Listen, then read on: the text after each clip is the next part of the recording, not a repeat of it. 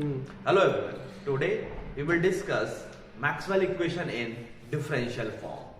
हमने last video में Maxwell equation पढ़ी थी, उसी के आगे हम मैक्सवेल इक्वेशन को डिफरेंशियल फॉर्म में कैसे ड्राइव करें, Maxwell first equation, second equation, third equation, तो इसको हम आज डिस्कस करेंगे। अब इसको ड्राइव करने पहले मैक्सवेल इक्वेशन को हमें कुछ पॉइंट फिक्स है, जो पॉइंट अगर आपने माइंड में सेट कर लिए तो इसके डेरिवेशन में कभी भी कोई प्रॉब्लम नहीं आएगी। जैसे हमें पता है कि मैक्सवेल की, अगर मैं चारों इक्वेशन की बात करूं तो मैक्सवेल ने जो इक्वेशन दी तो उन्होंने कुछ इक्वेशन को करेक्टली एक्सप्लेन किया, थोड़ा सा चेंज किया और उनको करेक्टली एक्सप्लेन किया और कह दिया कि मैक्सवेल की first equation and fourth equation. तो मैक्सवेल ने जो फर्स्ट इक्वेशन दी उसने गॉस लॉ ऑफ इलेक्ट्रोस्टैटिक्स को करेक्ट किया, सेकेंड इक्वेशन में गॉस लॉ ऑफ मैग्नेटोस्टैटिक्स को करेक्ट किया, थर्ड में फैराडे लॉ को एंड फोर्थ में एम्पियर लॉ को। तो सबसे पहले हम डेरिवेशन की बात करें डिफरेंशियल फॉर्म में, तो जो हमारा पहला स्टेप रहेगा, पहला स्टेप हमारा ये रहेगा कि जो फर्स्ट मैक्सवेल की डिफरेंशियल इक्वेशन है, डिफरेंशियल फॉर्म है, वो कहां से ड्राइव हुई है? वो गॉस लॉ ऑफ इलेक्ट्रोस्टैटिक्स से ड्राइव हुई है। तो जो बेसिक है, बेसिक लॉ से हम स्टार्ट करेंगे चारों की चारों इक्वेशन को। तो पहले स्टेप में हमारा क्या रहेगा कि जो मैक्सवेल की फर्स्ट इक्वेशन का डेरिवेशन करते हैं, तो जो मैक्सवेल की फर्स्ट इक्वेशन का बेसिक है गॉस लॉ ऑफ इलेक्ट्रोस्टैटिक्स, हम वहां से स्टार्ट करेंगे। सेकंड का जो बेसिक है गॉस लॉ ऑफ मैग्नेटोस्टैटिक्स, हम वहां से स्टार्ट करेंगे। थर्ड का बेसिक है फैराडे लॉ से आई है, तो हम फैराडे लॉ से स्टार्ट करेंगे। और फोर्थ आई है आपकी एम्पियर लॉ से, तो हम एम्पियर लॉ से स्टार्ट करेंगे। सेकंड में उसमें जो भी टर्म आएंगी हमारी, उन टर्म को हम डिफाइन करेंगे, उन टर्म को हम एक्सप्लेन करेंगे, उनकी डेफिनेशन के अकॉर्डिंग उनकी वैल्यू पुट करेंगे। थर्ड स्टेप में थोड़ा बहुत जो करेक्शन होगा उसको करेंगे। थर्ड स्टेप में हम गॉस डाइवर्जेंस थ्योरम या स्टोक्स थ्योरम को अप्लाई करेंगे। थर्ड स्टेप में हम गॉस डाइवर्जेंस थ्योरम और स्टोक्स थ्योरम को अप्लाई करेंगे। और फोर्थ स्टेप में हमारा डेरिवेशन आ जाएगा थोड़ी सी कैलकुलेशन के बाद। क्लियर है? अगर हम डेरिवेशन की बात करें और मैक्सवेल के फर्स्ट इक्वेशन की डेरिवेशन की बात करें, तो मैक्सवेल की फर्स्ट इक्वेशन हमारी क्या होती है? मैक्सवेल की फर्स्ट इक्वेशन आती है in differential form, divergence D equal to rho और divergence equal to rho upon epsilon. तो this is the Maxwell first equation in differential form. तो मैक्सवेल की फर्स्ट इक्वेशन कहां से आई? मैक्सवेल की फर्स्ट इक्वेशन आई, मैक्सवेल ने फर्स्ट इक्वेशन में गॉस लॉ ऑफ इलेक्ट्रोस्टैटिक्स को करेक्ट किया और उसे एक्सप्लेन किया। तो डिफरेंशियल फॉर्म भी कहां से आएगी? Gauss law of electrostatics. तो according to Gauss law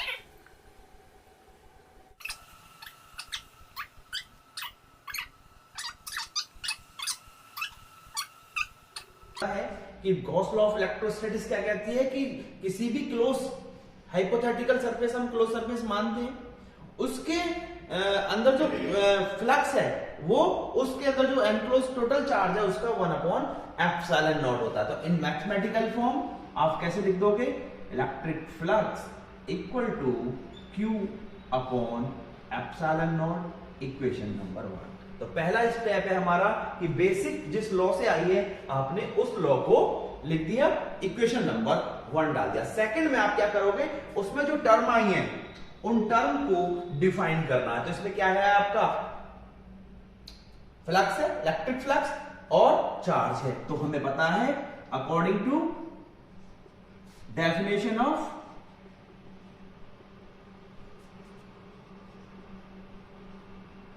electric flux,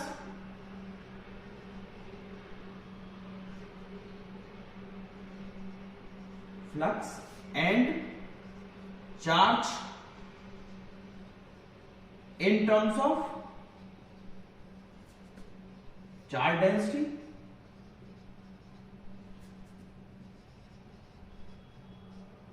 तो हमारी फ्लक्स क्या हो जाता है? हमारा फ्लक्स हो जाता है आपका surface integral of electric field E dot ds। ठीक है भाई। और अगर मैं चार्ज की बात करूं तो चार्ज कितना होता है in terms of volume charge density? Rho d। Volume integral of volume charge density. आता कहां से है? अगर मैं इलेक्ट्रिक फील्ड की बात करूं तो E कितना होता है आपका? Flux per unit surface, flux per unit surface is electric field. और अगर यहां से आप फाई निकालोगे तो ds इधर चला जाएगा, इंटीग्रेट कर दोगे तो यहां से फाई की वैल्यू आ जाएगी। चार्ज, वॉल्यूम चार्ज डेंसिटी क्या होती है? Charge per unit volume. तो चार्ज निकालने के लिए क्या करोगे आप? dv को उधर ले जाओगे तो इंटीग्रेट कर दोगे तो q इक्वल टू कितना आ जाएगा? वॉल्यूम इंटीग्रल रो dv, और यहां से फाई इक्वल टू कितना हो जाएगा? e ds। ठीक है भाई, सरफेस इंटीग्रल। ये हमारी दोनों वैल्यू को हम इक्वेशन नंबर 1 में पुट कर देंगे। Put in 1। जैसे ही आप इन वैल्यू को इक्वेशन नंबर 1 में पुट करोगे तो हमारा क्या हो जाएगा? इक्वेशन नंबर 1 में फाई e की वैल्यू कितनी है हमारी? e dot ds, surface integral E dot ds equal to 1 upon epsilon naught. Q की वैल्यू कितनी हो जाएगी आपकी? रो d। ठीक है भाई, इक्वेशन नंबर इसको हम 2 दे देंगे। तो हमारे 2 स्टेप पूरे हो गए। हमारे पहले स्टेप में हमने बेसिक लॉ लिख दिया, सेकंड टर्म में उसमें जो वैल्यू आई थी उनको डिफाइन कर दिया, वैल्यू पुट कर दी, इक्वेशन नंबर 2 आ गई। थर्ड स्टेप क्या कहता है? अब आपको गॉस डाइवर्जेंस थ्योरम और स्टोक्स थ्योरम का यूज करना है। तो हम देखते हैं कि लेफ्ट हैंड साइड में क्या है?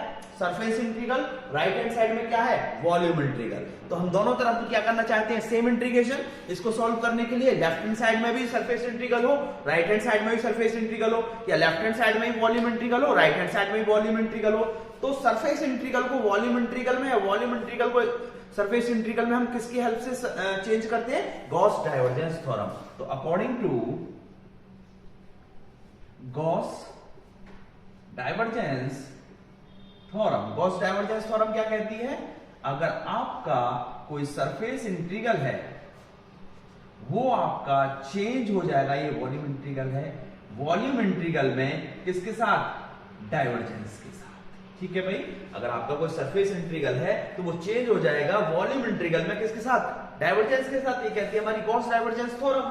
तो सरफेस इंटीग्रल को हमें वॉल्यूम में चेंज करना है, वॉल्यूम को सरफेस में, तो हम किसका यूज करेंगे? गॉस डाइवर्जेंस थ्योरम का। अब वॉल्यूम के साथ तो डाइवर्जेंस नहीं है, अगर आप वॉल्यूम को चेंज करना चाहो सरफेस में तो वेक्टर होना चाहिए और डाइवर्जेंस होना चाहिए उसका, वो तो है नहीं। लेकिन अगर आप सरफेस को यहां पर क्या कर सकते हैं? हम लेफ्ट हैंड साइड में हम गॉस डाइवर्जेंस थ्योरम को अप्लाई कर सकते हैं। तो लेफ्ट हैंड साइड में जब हम गॉस डाइवर्जेंस थ्योरम को अप्लाई करेंगे तो ये क्या हो जाएगा? सरफेस इंटीग्रल का क्या हो जाएगा आपका? Volume integral. E का क्या हो जाएगा? Divergence E। ds का क्या हो जाएगा आपका? dv equal to 1 upon epsilon naught rho dv। Clear है? अब दोनों तरफ क्या हो गए? Volume integral. दोनों को मैं क्या करता हूं? एक तरफ ले आता हूं, तो वॉल्यूम इंटीग्रल डाइवर्जेंस E, इधर आएगा माइनस हो जाएगा, माइनस दोनों को एक साथ लिख देते हैं, rho upon epsilon naught dv equal to 0। मैंने क्या किया? मैं इस टर्म को लेफ्ट हैंड साइड में ले आया और एक साथ दोनों को मैंने लिख दिया। तो क्या हो जाएगा? Divergence E minus rho upon epsilon naught dv। ठीक है, सिंस कोई भी सरफेस है उसका वॉल्यूम कभी भी अगर स्मॉल पार्ट लिया है अपने किसी भी सरफेस का स्मॉल पार्ट, तो उसका वॉल्यूम कभी भी 0 नहीं होगा। Since volume of any surface small as surface is never equal to 0, so bracket term should be equal to 0। यहां से क्या मिल जाएगा हमें? Divergence E minus rho upon epsilon naught equal to 0। ठीक है भाई, तो इसको हम क्या ले सकते हैं? इसको हम लिख सकते हैं divergence E equal to rho upon epsilon naught. This is the differential form of Maxwell first equation. इसको और मॉडिफाइड, एप्सिलॉन नॉट को इधर ले आओ तो कितना हो जाएगा आपका? डाइवर्जेंस E इक्वल टू रो, यहां एप्सिलॉन नॉट आ गया, एप्सिलॉन नॉट कांस्टेंट है तो डाइवर्जेंस पर इफेक्ट नहीं डालेगा, तो हम क्या दे सकते हैं? Divergence epsilon not E equal to rho. ठीक है भाई, तो इसको क्या लिख सकते हो? और D इक्वल टू कितना होता है आपका? D equal to epsilon not E, D equal to epsilon not E। तो यहां से कितना हो जाएगा? ये divergence D equal to rho, और this is the differential form of Maxwell first equation. तो हम कहते हैं divergence D equal to rho या divergence E equal to rho upon epsilon naught, this is the differential form of Maxwell first equation. ठीक है भाई, ये overall derivation है। अगर मैक्सवेल इसी इक्वेशन को फ्री स्पेस में बात करें, अगर मैं इसे कहूं कि फ्री स्पेस में क्या होगी, तो इन फ्री स्पेस, फ्री स्पेस में वॉल्यूम चार्ज डेंसिटी कितनी हो जाएगी? चार्ज कितना होता है हमारा? जीरो। चार्ज जीरो तो वॉल्यूम चार्ज डेंसिटी भी कितनी हो जाएगी? जीरो। तो यहां पे जब आप वॉल्यूम चार्ज डेंसिटी की वैल्यू जीरो रख दोगे तो फ्री स्पेस में इक्वेशन क्या मिल जाएगी आपको? Divergence E equal to zero और divergence D equal to zero. ठीक है, this is the Maxwell first equation in free space. Clear है भाई? अब हम बात करते हैं सेकेंड इक्वेशन की। तो मैक्सवेल की सेकंड इक्वेशन मैक्सवेल ने कहां सी? Gauss law of magnetostatics. तो फर्स्ट स्टेप के अकॉर्डिंग, फर्स्ट स्टेप में हमें क्या करना है? बेसिक जहां से है डिफरेंशियल फॉर्म ड्राइव कर रहे हैं हम मैक्सवेल की सेकंड इक्वेशन की। तो पहला स्टेप है हमारा बेसिक, जो हमने लास्ट वीडियो में डिस्कस किया था, बेसिक लॉ। तो बेसिक लॉ क्या है? मैक्सवेल की सेकंड इक्वेशन मैक्सवेल ने दी गॉस लॉ ऑफ मैग्नेटोस्टैटिक्स को एक्सप्लेन करके। तो गॉस लॉ ऑफ मैग्नेटोस्टैटिक्स, तो according to Gauss law of magnetostatics,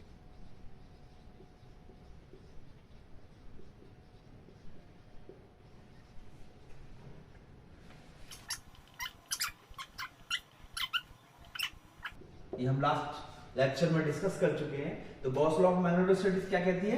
किसी भी मैग्नेटिक का क्लोज सरफेस के इनसाइड मैग्नेटिक फ्लक्स कितना होता है आपका? जीरो होता है।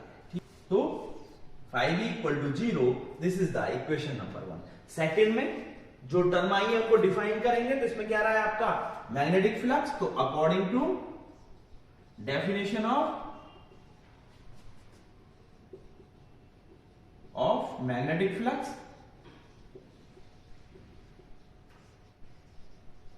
फ्लक्स की डेफिनेशन क्या कहती है हमारी? फाई बी इक्वल टू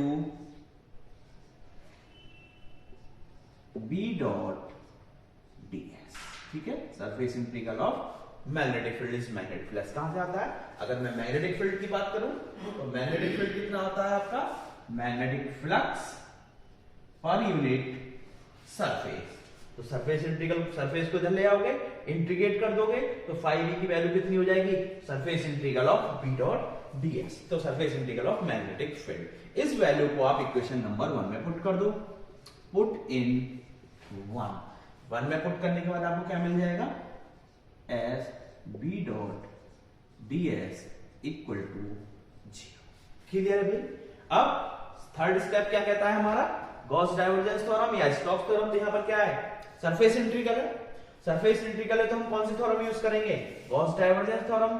तो according to Gauss divergence theorem, और ये भी याद रखो कि फर्स्ट दो मैक्सवेल इक्वेशन में हम गॉस डाइवर्जेंस थ्योरम यूज करते हैं और लास्ट की 2 में हम स्टोक्स थ्योरम को यूज करते हैं। ठीक है भाई, तो यहां से क्या हो जाएगा आपका?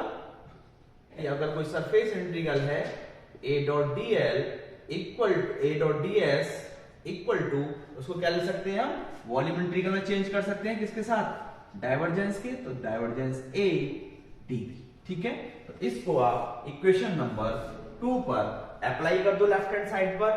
तो क्या हो जाएगा भाई आपका? सरफेस इंटीग्रल वॉल्यूम में चेंज हो जाएगा, बी का है तो बी के साथ डाइवर्जेंस आ जाएगा, डाइवर्जेंस बी, और यहां पर क्या हो जाएगा? वॉल्यूम का, सरफेस का volume integral equal to 0। Since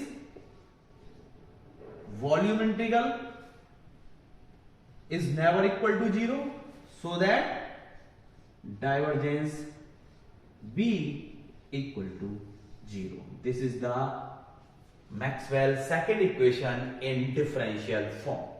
ठीक है, तो ये पूरा डेरिवेशन था डिफरेंशियल फॉर्म में मैक्सवेल की सेकंड इक्वेशन का। अगर फ्री स्पेस में बात करें, इन फ्री स्पेस, तो मैक्सवेल इक्वेशन सेकंड इक्वेशन में फ्री स्पेस में कोई चेंज नहीं होता, फ्री स्पेस में भी मैक्सवेल की सेकंड इक्वेशन क्या रहती है आपकी, डाइवर्जेंस B इक्वल टू 0। ठीक है भाई, किसी भी मीडियम की बात करें या किसी भी डाइलेक्ट्रिक की बात करें या किसी भी मीडियम की बात करें, मैक्सवेल की सेकंड इक्वेशन हमेशा क्या रहेगी आपकी, divergence B equal to 0। Clear है भाई आपकी। अब हम थर्ड इक्वेशन का डेरिवेशन देखते हैं भाई।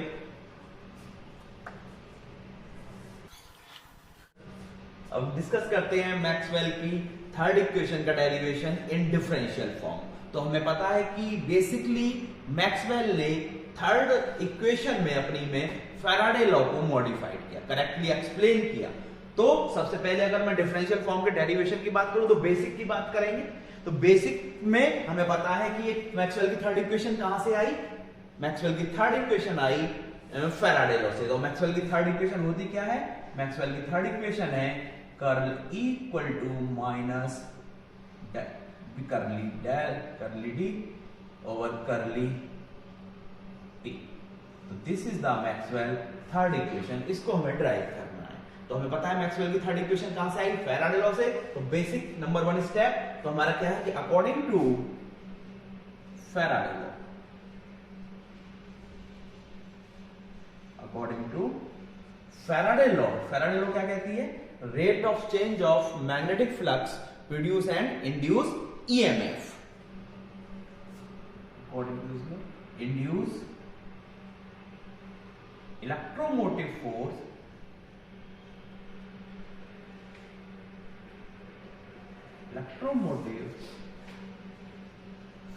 that is EMF around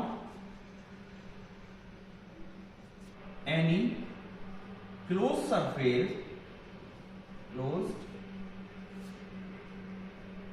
surface is equal to negative rate of change of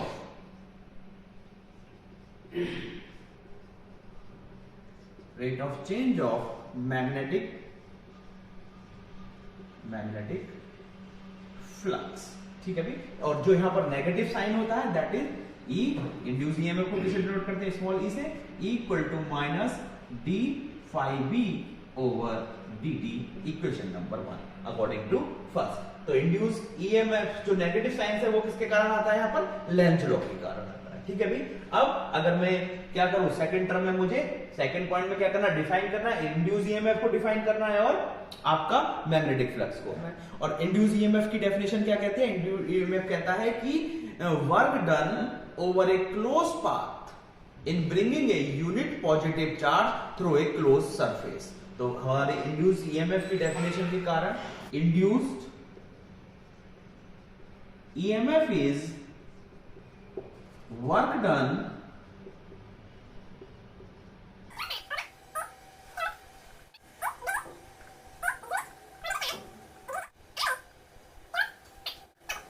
ठीक है भाई। तो इंड्यूस EMF की डेफिनेशन क्या कहती है, work done over a close path in bringing a unit positive charge once around a close. तो work done equal to कितना होता है EMF, तो E इक्वल टू W over work done is F dot dl।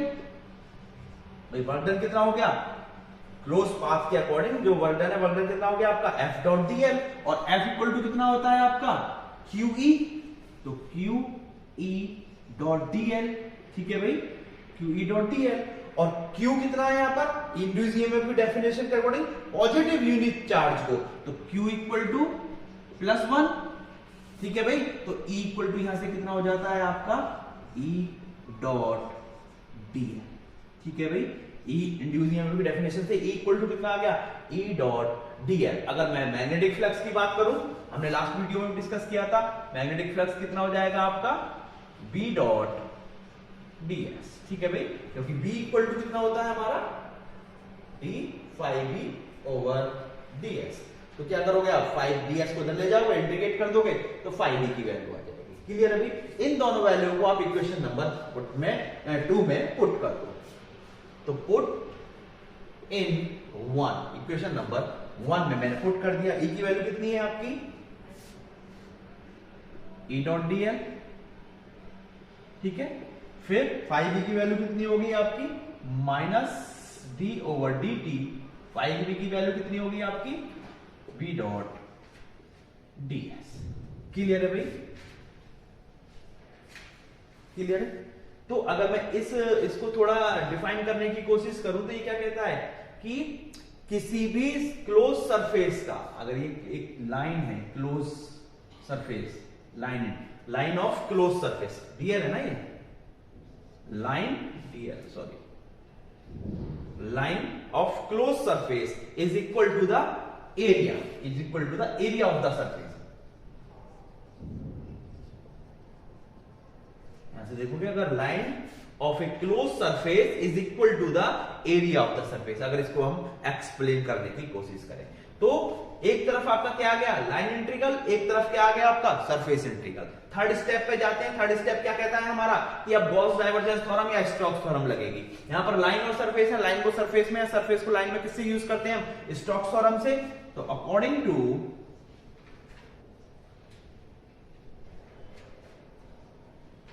Stokes theorem, Stokes theorem क्या कहती है, line integral is equal to, line integral change हो जाता है आपका किसमें, सरफेस इंटीग्रल में, किसके साथ, कर्ल के साथ, कर्ल ए ds, ठीक है भाई। तो लाइन इंटीग्रल आपका किसमें चेंज होगा, सरफेस इंटीग्रल में चेंज होगा, किसके साथ, कर्व के साथ। तो यहां पर हम लाइन इंटीग्रल को किसमें चेंज कर देंगे, सरफेस इंटीग्रल में चेंज कर देंगे बाय यूजिंग स्टोक्स थ्योरम। तो लेफ्ट हैंड साइड इस इक्वेशन की क्या हो जाएगी, ये लाइन इंटीग्रल है, तो लाइन इंटीग्रल किसमें कन्वर्ट हो जाएगा आपका, सरफेस इंटीग्रल में। ई है तो ई के साथ क्या जाएगा आपका, कर्ल ई हो जाएगा, डीएल का क्या हो जाएगा आपका, डीएस हो जाएगा, इक्वल टू, इसको हम क्या ले सकते हैं, माइनस, इसको अंदर ले जाते हैं तो dB over dt dot ds। Clear है भाई, दोनों तरफ सरफेस इंटीग्रल हो गए, दोनों को एक तरफ ले आओ तो क्या हो जाएगा आपका, सरफेस इंटीग्रल, इसको हम क्या ले सकते हैं, कर्ल ई, माइनस ये है इधर आया, फिर से प्लस का हो गया, db, नहीं यहां पर एक बात और समझने वाली है कि भाई ये क्या है, d ओवर dt है ना, लेकिन B जो मैग्नेटिक फील्ड है, magnetic field is the function of x y z। यहां पर सरफेस है, क्या है, B के साथ सरफेस है, तो B जो है या तो वो x y का फंक्शन होगा, या y z का फंक्शन होगा, या x z का फंक्शन होगा। भाई surface area, area ds equal to dx dy, या dy dz, या dx dz, यानी कि B is the function of either xy, yz और zx। B दोनों में से किसी का फंक्शन होगा, तो D आपका किसमें कन्वर्ट, जैसे ही D आप इस B के साथ ले जाओगे, जब डिफरेंशिएशन करोगे, आप यहां पर क्या कर रहे हो, पहले आप इंटीग्रेशन कर रहे हो, फिर डिफरेंशिएशन कर रहे हो, लेकिन अब आप क्या कर रहे हो, पहले डिफरेंशिएशन कर रहे हो, फिर इंटीग्रेशन कर रहे हो। तो B चूंकि एक सिंगल का फंक्शन नहीं है, x या y का फंक्शन है, y या z का फंक्शन है, x एंड y का फंक्शन है, क्योंकि यहां पर ds है, तो यहां पर जैसे ही इसके साथ जाएगा तो ये किसमें चेंज हो जाएगा आपका, पार्शियल डिफरेंशिएशन में चेंज हो जाएगा, कर्ली d में चेंज हो जाएगा।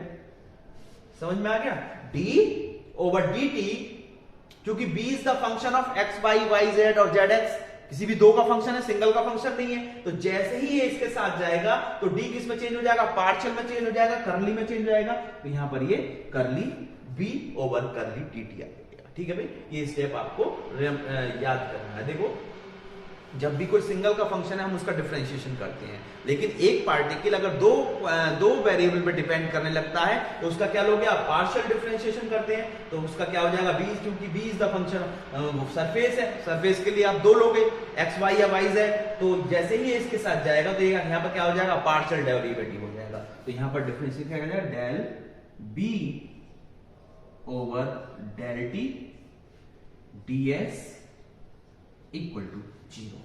सिंस किसी भी सरफेस का, सरफेस इंटीग्रल कभी भी 0 नहीं हो सकता। सरफेस इंटीग्रल, कोई भी सरफेस है और आपको उसका सरफेस निकालोगे तो कुछ ना कुछ तो आएगा स्मॉल, तो वो 0 कभी भी नहीं आएगा, तो उसका मतलब क्या है कि bracket term should be equal to 0, so that curl E plus curly B over curly T equal to 0। इसको हम कैसे लिख सकते हैं, यहां तक देख लो भाई, इसको कैसे लिखेंगे, इसको मैं यहां लिख देता हूं, इसको हम लिख देंगे कर्ल ई, इसको इधर ले जाओ तो ये क्या हो जाएगा आपका curl E equal to minus del B over del curly B over curly T, and this is the differential form of Maxwell third equation. ठीक है भाई, तो ये पूरा डेरिवेशन है, इसको नोट कर लो एक बार आप, फिर हम नेक्स्ट की तरफ चलते हैं। और अगर मैं इसकी फ्री स्पेस की बात करूं तो इन फ्री स्पेस इसमें कोई भी चेंज नहीं होगा, curl E equal to minus del B over del T, ये as it is Maxwell equation रहेगी आपकी इन फ्री स्पेस। ठीक है भाई, तो नेक्स्ट पार्ट पर चलते हैं, Maxwell fourth equation. The derivation of Maxwell fourth equation in differential form. हमें पता है मैक्सवेल ने मैक्सवेल की फोर्थ इक्वेशन में एम्पियर लॉ को मॉडिफाइड किया और करेक्टली एक्सप्लेन किया। उसने देखा कि जब उसने कॉन्सेप्ट ऑफ डिस्प्लेसमेंट करंट दिया, उसके बाद देखा कि एम्पियर लॉ कहीं ना कहीं किसी रीजन में क्या हो गई, फेल हो गई, तो उसको उसने कुछ चेंजेस किए।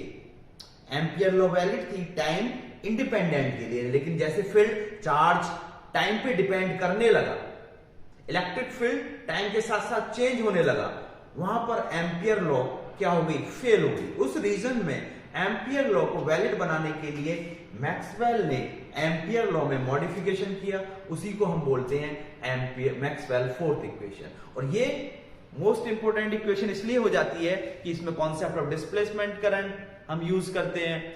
इसको हम ये अलग से सेपरेटली 5 मार्क्स में अकेली मैक्सवेल की फोर्थ इक्वेशन का डेरिवेशन काफी टाइम पूछा जाता है।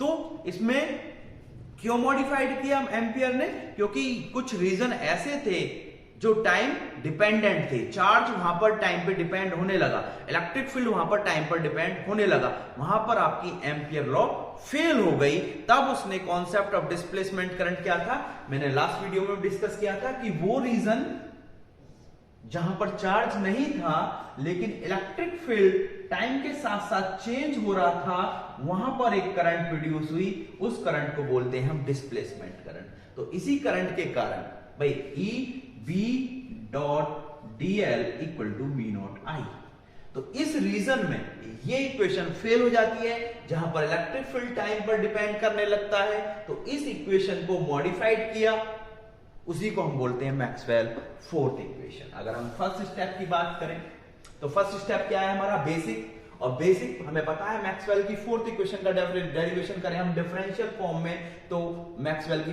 फोर्थ इक्वेशन कहां से आई, एम्पियर लॉ से। तो according to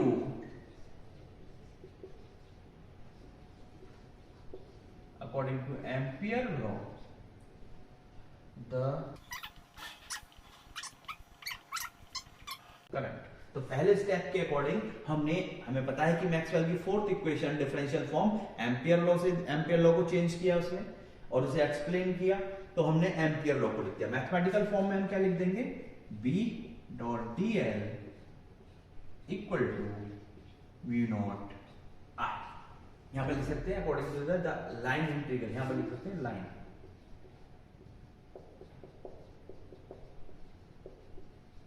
line integral of magnetic field around a close path is equal to mu not times of the total current. तो इसको हम डाल देंगे इक्वेशन नंबर 1। हमारा सेकंड स्टेप क्या कहता है, सेकंड स्टेप करता है कि हमें इस टर्म को डिफाइन करना है। ठीक है भाई, तो इसमें हमारी कौन सी टर्म आ जाती है, आई, और current in terms of current density J क्या होती है, I equal to surface integral of J dot ds। ठीक है भाई, क्योंकि अगर मैं करंट डेंसिटी की डेफिनेशन की बात करूं तो current density J is current per unit area, तो ds को इधर ले जाओ तो I इक्वल टू कितना हो जाएगा, J ds। तो यहां पर पुट कर दो इस वैल्यू को इक्वेशन नंबर 1 में, पुट इन 1। ठीक है भाई, 1 में पुट कर दिया तो हमारा क्या हो जाएगा, ये आपका P dot dl equal to mu naught J dot ds, equation number 2। ठीक है भाई, तो एक तरफ आपका लाइन इंटीग्रल है, एक तरफ आपका सरफेस इंटीग्रल है। फर्स्ट फिर से थर्ड स्टेप कहता है कि हम गॉस डाइवर्जेंस थ्योरम या स्टोक्स थ्योरम यूज करेंगे, क्योंकि लाइन और सरफेस की बात है और लाइन और सरफेस में हम किसका यूज करते हैं, स्टोक्स थ्योरम का। तो अकॉर्डिंग टू स्टोक्स थ्योरम क्या कहती है, line integral change into surface integral with curve. ठीक है भाई, ये आपका लाइन इंटीग्रल है, ये आपका सरफेस इंटीग्रल है। ठीक है भाई, तो ये लाइन इंटीग्रल है, तो इसको हम लेफ्ट हैंड साइड में अप्लाई कर देंगे। तो लाइन इंटीग्रल किसमें चेंज हो जाएगा, आपका सरफेस इंटीग्रल में, बी के साथ क्या आ जाएगा, कर्व। तो बी को क्या लिख देंगे हम, कर्ल बी, और डीएल का क्या हो जाएगा आपका, DS, equal to right hand side आपकी क्या हो जाएगी, आपकी म्यू नॉट को अंदर ले जाओ, कांस्टेंट है सरफेस इंटीग्रल, म्यू नॉट जे डीएस। ठीक है भाई, दोनों तरफ सरफेस इंटीग्रल है, बी है, तो दोनों को एक तरफ ले लो आप, तो ये क्या हो जाएगा, सरफेस इंटीग्रल कर्ल बी, इधर आएगा negative, minus mu not J ds equal to 0, since surface integral is never equal to 0, so bracket term should be equal to 0, so that curl b minus mu naught j equal to 0।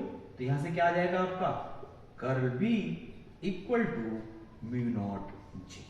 ठीक है भाई, हमारा क्या आ गया, curl b equal to mu naught j, equation number 3। तो ये equation valid है टाइम इंडिपेंडेंट के लिए। हमें क्या करना है, इसे टाइम डिपेंडेंट मानना है। तो हमने माना if we consider charge distribution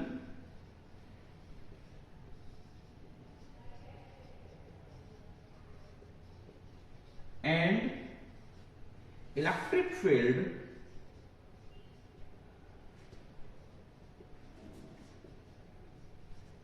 are change with time। हमने मान लिया कि इलेक्ट्रिक फील्ड और जो चार्ज है वो टाइम पर डिपेंड कर रहा है, टाइम के साथ साथ क्या कर रहा है, चेंज कर रहा है। तो इसका मतलब क्या हो जाएगा आपका, del rho over del T is never equal to 0। क्या हो जाएगा आपका, del rho over del T is never equal to 0। तो अकॉर्डिंग टू चार्ज डिस्ट्रीब्यूशन, किसके लिए, equation of continuity, time dependent charge distribution के लिए हमारे पास क्या है, इक्वेशन ऑफ कंटिन्यूटी है। तो for time dependent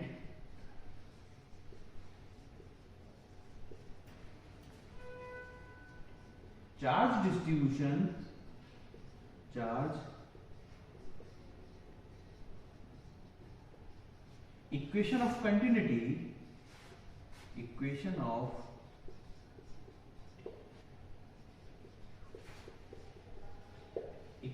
continuity is, तो चार्ज डिस्ट्रीब्यूशन के लिए हमारी इक्वेशन ऑफ कंटिन्यूटी क्या होती है, divergence J plus del rho over del T equal to 0। Clear है भाई, हमें पता है कि for charge distribution equation of continuity is divergence J plus del rho over del T. ठीक है, तो यहां से हम क्या कह सकते हैं, इसको नोट कर लो भाई सब। तो यहां से हमारा आ जाएगा डाइवर्जेंस जे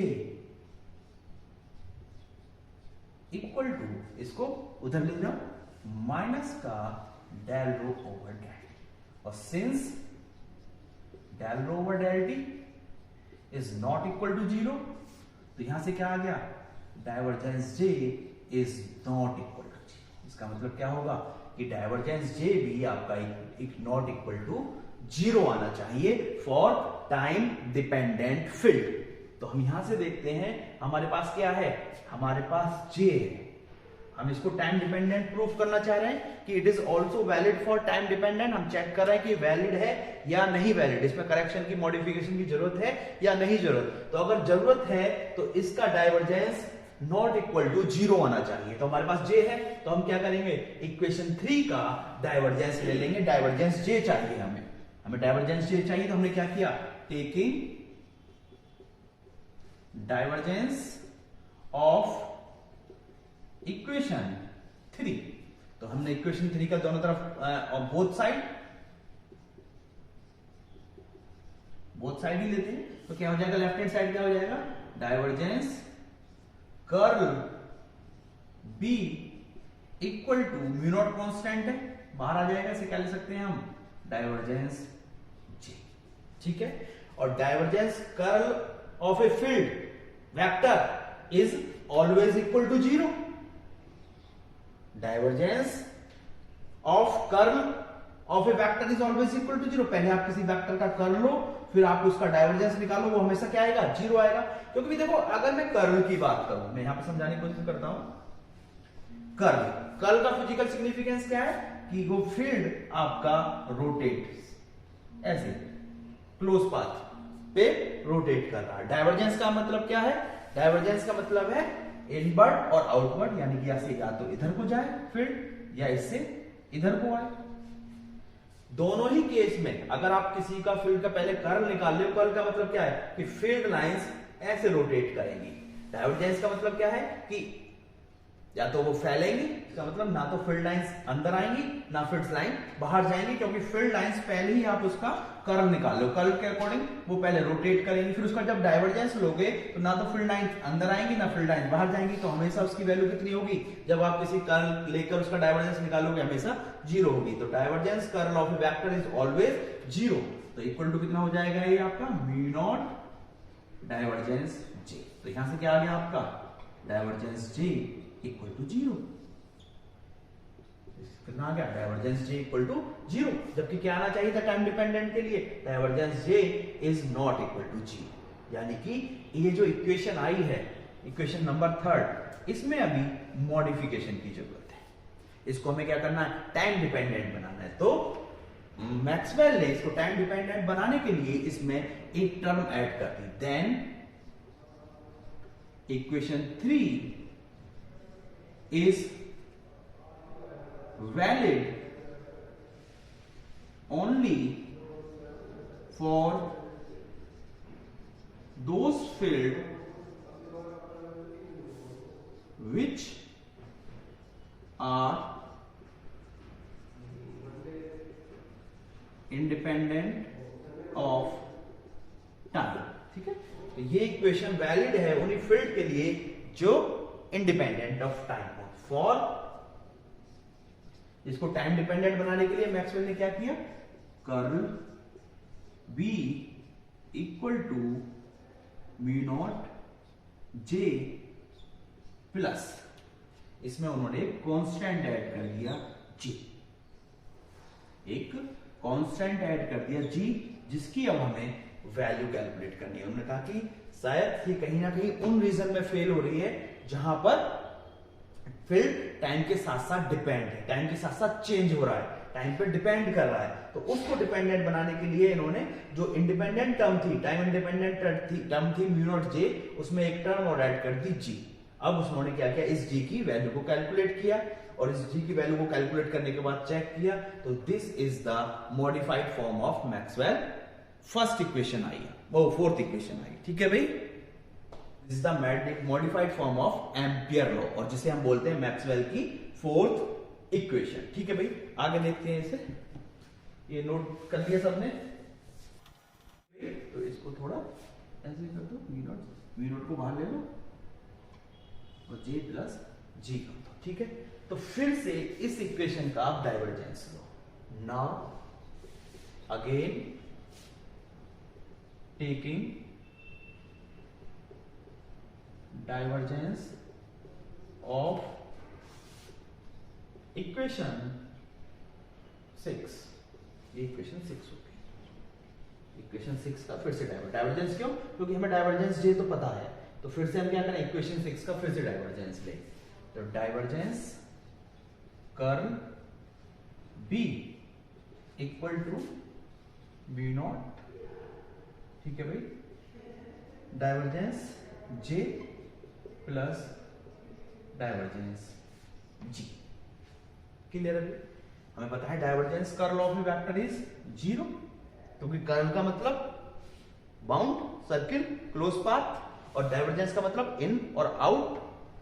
ठीक है, तो जब भी आप क्लोज पाथ का, जब कोई क्लोज पाथ पर है तो उससे इन और आउट तो कोई मतलब ही नहीं, तो divergence curl of a vector is 0 equal to यहां से कितना आ गया, V not divergence J plus divergence G. हमें किसकी वैल्यू चाहिए, डाइवर्जेंस जी की। किसकी वैल्यू चाहिए हमें, डाइवर्जेंस जी की। इसको वेक्टर लगा दो, ठीक है भाई, वेक्टर क्वांटिटी कांस्टेंट है, वो वेक्टर ही आएगा। तो फिर तो डाइवर्जेंस जी इक्वल टू कितना हो जाएगा, यहां से divergence G equal to mu naught 0 में चला गया, क्या आया, माइनस का डाइवर्जेंस जी। डाइवर्जेंस जी की वैल्यू कितनी आ गई आपकी, माइनस का डाइवर्जेंस जी। इसको हमने इक्वेशन नंबर 7 मान लिया। क्लियर है भाई? अब हमें किसकी वैल्यू चाहिए, डाइवर्जेंस जे की, और इक्वेशन ऑफ कंटिन्यूटी से डाइवर्जेंस जे की वैल्यू कितनी है आपकी, minus del rho over del T, since divergence J equal to minus curly rho over curly T. इस वैल्यू को यहां पुट कर दो तो क्या हो जाएगा आपका, divergence G equal to minus minus ये minus plus curly rho upon curly T. ठीक है भाई, हमें तो जी की वैल्यू चाहिए लेकिन इधर डाइवर्जेंस है, तो इसके बाद जी की वैल्यू निकालने के लिए मैक्सवेल ने अपनी फर्स्ट इक्वेशन को यूज किया। तो according to Maxwell first equation, Maxwell first equation क्या कहती है हमारी, divergence D equal to rho, उसको अभी हमने ड्राइव किया था, तो रो की वैल्यू को यहां पर रख दो, तो क्या हो जाएगा ये आपका divergence G equal to del over del T divergence D.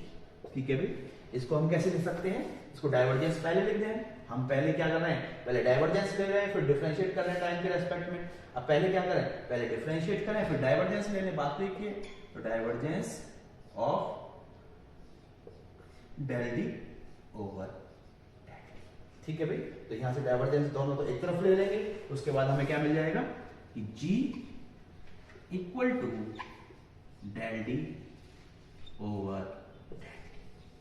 तो जी की वैल्यू कितनी आ गई हमारी, जी की वैल्यू आ गई del D over del D. ठीक है भाई, यहां तक नोट कर लो सब, मैं इधर रफ कर देता हूं। जी की वैल्यू को आप इक्वेशन नंबर 6 में पुट कर दो, तो पुट इन 6, तो पुट इन 6 करने के बाद क्या हो जाएगा आपका, curl B equal to mu not J plus G की वैल्यू कितनी आई आपकी, del D over del D. Clear है भाई?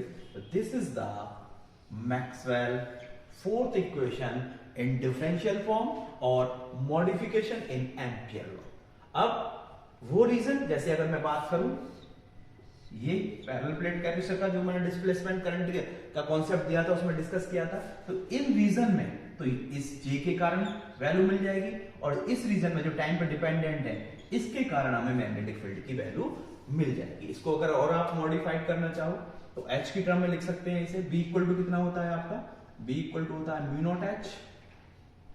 तो यहां से B equal to mu naught H रखोगे, म्यू कांस्टेंट है बाहर आएगा, म्यू नॉट से म्यू नॉट कैंसिल आउट हो जाएगा, तो हमें क्या मिल जाएगा, curl H equal to J plus curly D over curly T। This is the Maxwell fourth equation और मॉडिफाइड एम्पियर लॉ। क्लियर है भाई? अगर फ्री स्पेस की बात करें, इन फ्री स्पेस में जे की वैल्यू कितनी होती है भाई, sigma E, J equal to sigma E Ohm's law से, और सिग्मा इक्वल टू कितना होता है आपका 0, तो जे इक्वल टू कितना हो जाता है आपका 0। तो Maxwell fourth equation free space में क्या हो जाएगी आपकी, curl H equal to curl D over curl T।